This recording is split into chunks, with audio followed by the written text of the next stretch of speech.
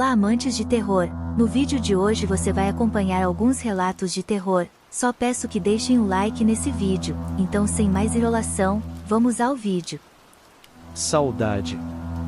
Eram todas crianças quando a mãe faleceu repentinamente de um infarto aos 32 anos. A mais velha tinha 13 anos e o mais novo, apenas 5.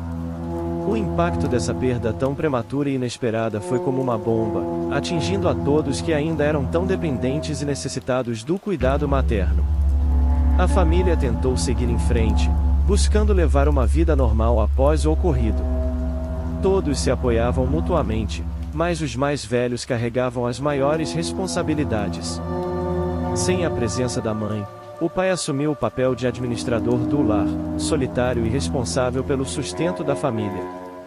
A rotina se repetia diariamente, o pai levava os filhos para a escola cedo e ia trabalhar, retornando para casa somente às 19 horas. A empregada era encarregada de cuidar da casa, especialmente de manhã, quando as crianças estavam na escola. Sua principal função era arrumar a casa e preparar o almoço para a família, que seguia a mesma rotina todos os dias. Os 3 irmãos mais velhos, que estudavam juntos na mesma escola, pegavam o mais novo em outra escola e voltavam para casa juntos na hora do almoço. Em um dia comum, ao chegarem em casa como de costume, encontraram a empregada na porta, extremamente nervosa e assustada. Ela disse que não trabalharia mais e se recusou a entrar na casa. Quando questionada sobre o motivo de sua decisão, a empregada contou que, ao entrar no quarto das crianças para arrumá-lo, deparou-se com uma mulher vestida de branco, sentada à beira da cama, acariciando as cobertas como se apreciasse o ambiente. A empregada tentou iniciar uma conversa, perguntando se aquela mulher era parente, se precisava de alguma coisa como água ou café, mas para seu espanto, a mulher apenas sorriu e desapareceu por completo. Ao ouvirem o relato da empregada, as crianças também ficaram assustadas e com medo de entrar na casa, mas imediatamente associaram aquela aparição à figura recentemente falecida de sua mãe. A partir daquele dia, todos tiveram a certeza de que a saudade é algo que dói em ambos os mundos. Salão Safira. Por um tempo, fui o chefe de cozinha de uma empresa promotora de eventos em uma pequena cidade do interior de São Paulo. Apesar de todas as dificuldades, trabalhei lá por quase 10 anos. A empresa possuía um grande salão, conhecido como Salão A Safira. Tínhamos uma rotina intensa e exaustiva, às vezes trabalhando dias seguidos sem dormir. Nesse espaço imenso, ocorriam coisas que não conseguíamos explicar. E é aí que começa o meu relato sobrenatural. Era o mês de março. Um calor insuportável e estávamos passando por uma temporada de eventos muito intensa. Nessa ocasião, tínhamos uma formatura de medicina para 2.000 pessoas, que era extremamente importante para o meu patrão, pois os formandos eram pessoas muito abastadas. Tudo estava correndo normalmente. Centenas de pessoas trabalhavam para organizar tudo, e som, iluminação, palco, decoração, comida, entre outros. Por volta das 2 da tarde, ouvimos um estranho e abafado baque vindo da cozinha, seguido por gritos de horror das pessoas presentes lá. Todos correram para verificar o que tinha acontecido e descobrimos que um dos rapazes responsáveis pela iluminação, que estava instalando holofotes no salão, havia recebido uma descarga elétrica violenta de uma altura de quase 6 metros e morreu instantaneamente ao cair. Depois de lidar com a polícia, o IML, os bombeiros, a vida seguiu em frente. O tempo passou e, em um outro dia, tivemos outro evento no mesmo salão, mas o horário de início nos obrigava a trabalhar durante a madrugada. Como eu era o chefe de cozinha, era minha responsabilidade chegar mais cedo e abrir todas as dependências do local. Naquele dia, cheguei às 3 horas da manhã e, seguindo minha rotina habitual, comecei a realizar minhas tarefas. Quando cheguei ao maldito Salão A Safira e abri a porta principal, de repente, um grito desesperador e um baque alto ecoaram por toda aquela imensa escuridão. Seguindo meu instinto idiota, corri para ver o que havia acontecido, acreditando que alguém tinha caído e se machucado. Mas então pensei, como isso é possível se estou sozinho aqui? Fiquei paralisado no meio da escuridão do imenso salão e, quando acendi a lanterna do meu celular para tentar enxergar alguma coisa, uma faísca forte saiu do teto e eu vi, tenho certeza que vi, alguém gritando e caindo de cima. Ouvi novamente aquele estrondo e saí correndo de lá, tremendo e pálido. Eu vi. Tenho certeza que vi. Cheguei à cozinha ofegante e contei a um colega recém-chegado o que tinha presenciado. Ele riu alto e se dirigiu ao salão, dizendo que o estresse estava me deixando louco. Mas eu permaneci. Onde estava? Aquilo me assustou demais. Então, ouvi outro grito. Levantei de um salto e fui conferir. Meu colega estava no chão, encolhido em posição fetal e chorando. Ele também havia visto o que eu vi. Ele testemunhou alguém gritando e caindo do telhado, enquanto faíscas estranhas surgiam de um local no teto, sem fios elétricos. Ele nunca mais riu dessas coisas. Acredito que esse fantasma, se posso chamá-lo assim, deve estar preso em um ciclo repetitivo, revivendo sua morte dia após dia. Seria esse o tal inferno? Mais pessoas afirmaram ter visto ou ouvido coisas estranhas naquele lugar. Saí de lá com uma infinidade de histórias. Talvez um dia eu conte mais. Parada mortuária. O solo dos túmulos se agita, abrindo caminho para que os decompostos falecidos ressurjam à superfície após anos de sono lúgubre. Os habitantes de Franco da Rocha, uma cidade marcada por inúmeros enigmas, foram alertados sobre uma maldição ligada ao carnaval e jamais comemorar a festa durante a noite da quarta-feira de cinzas. O problema é que, ao longo das gerações, essa lenda foi gradualmente esquecida, e aqui estamos, neste relato em que a mais funesta das celebrações ocorreu.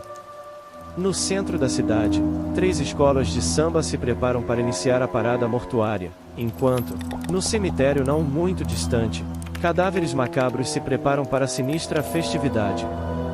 Ninguém poderia prever que uma agradável noite fresca, com um céu límpido e repleto de estrelas, guardava um evento aterrorizante que viraria o mundo de cabeça para baixo, trazendo o inferno e seus demônios às ruas para participar do primeiro dia da quaresma.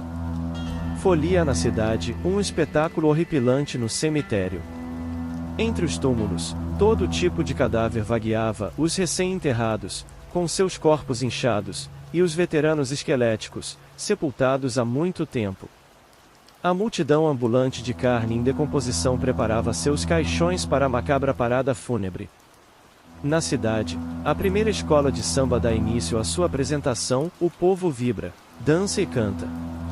A parada em Franco da Rocha não se comparava aos grandes sambódromos, mas à extensa rua de terra, onde os carros alegóricos passavam entre arquibancadas de madeira à direita e um vasto matagal obscuro à esquerda, era mais do que suficiente para entreter a população daquela pequena cidade. O problema é que, após o extenso matagal, havia um cemitério, um lugar onde todos acreditavam que os corpos infames descansavam em um sono eterno, mas não. Não naquela noite. Já ultrapassava a meia-noite, e a última agremiação carnavalesca de Franco da Rocha, a mais renomada de todas, iniciava seu desfile, encerrando-o com o melhor espetáculo. De um ponto elevado da arquibancada, um idoso embriagado sentia-se incomodado com o que seus olhos testemunhavam além do matagal. Além de avistar visões sombrias dançando entre os pinheiros, resultado de sua embriaguez, o velho conseguiu divisar no horizonte algo alado, escuro, planando lentamente sobre os pinheiros, aproximando-se do desfile derradeiro que ocorria. Cada vez mais próximo, o objeto obscuro começava a se revelar aos olhos do bêbado, que se levantou abruptamente apontando o dedo para o matagal, gritando e chamando a atenção de todos, que desviaram o olhar para os aterrorizantes pinheiros. A maldição! A maldição! Fomos alertados. Não havia dúvida sobre a identidade do objeto que pairava sobre os pinheiros, de um caixão, sim, um caixão mofado e sujo de terra, com alças de metal enferrujadas nas laterais. Poder-se-ia dizer que as pessoas mais ágeis tiveram sorte e correram para longe daquele local, mas, assim que o caixão aterrissou na estrada de terra, aqueles que buscaram refúgio na escuridão no fim daquela estrada se depararam com outros caixões. Dúzias e dúzias de caixões cruzavam os céus de Franco da Rocha. Não havia escapatória. O pavor tomou o lugar da euforia. Nos rostos de todos, havia arrependimento por não acreditarem em uma lenda tão antiga, desrespeitando-a e se entregando à celebração justamente no dia proibido. Agora, a única coisa que restava era observar os caixões expelindo as suas tampas para o alto, liberando a saída dos cadáveres que estavam em seu interior. Em média, 30 caixões cercavam os foliões. Ao emergirem de suas moradas funerárias, os falecidos espalhavam velas acesas por todos os lados, tornando a atmosfera daquela estrada de terra cada vez mais sinistra. O ambiente era extraordinariamente sombrio, com ataúdes e cadáveres iluminados por velas, caixões sinistros cortando os céus e um terrível odor funesto, soprado pelos ventos fortes vindos dos pinheirais. Além dos gritos desesperados dos participantes da festa, alguns dos defuntos emitiam rosnados agonizantes, emitindo sons de suas bocas decadentes, provocando um arrepio intenso. O som era indescritível, mas, se pudermos imaginar algo semelhante, já imaginou como seria o som do inferno? A chegada dessas criaturas amaldiçoadas tinha um propósito muito maior do que apenas assustar aqueles que desafiaram a lenda. O objetivo principal era fazer uma colheita funesta. Assim, mesmo estando em estado de decomposição e aparentemente pesados, os cadáveres iniciaram o ataque com agilidade, capturando o maior número possível de pessoas e colocando-as dentro dos caixões. Metade dos participantes da festa foi aprisionada, o restante, enquanto lutava por suas vidas, ouvia os batimentos vindos de dentro dos caixões lacrados, provenientes daqueles que ainda estavam vivos lá dentro. Um grupo de pessoas quase teve a chance de escapar. Eram jovens, tinham fôlego suficiente para correr para longe dali, mas, além do horror do qual acreditavam ter se livrado, mais adiante, um novo caixão emergiu do matagal, bloqueando o caminho dos jovens que corriam em desespero e, brutalmente, o caixão colidiu com um antigo poste, espalhando fragmentos de madeira deteriorada e liberando enormes ratos negros que estavam no interior daquele mórbido caixote. Não eram ratos comuns, seus olhos estavam envoltos em chamas e faíscas eram expelidas de suas bocas, iluminando, em pequenos clarões, a escuridão daquela estrada.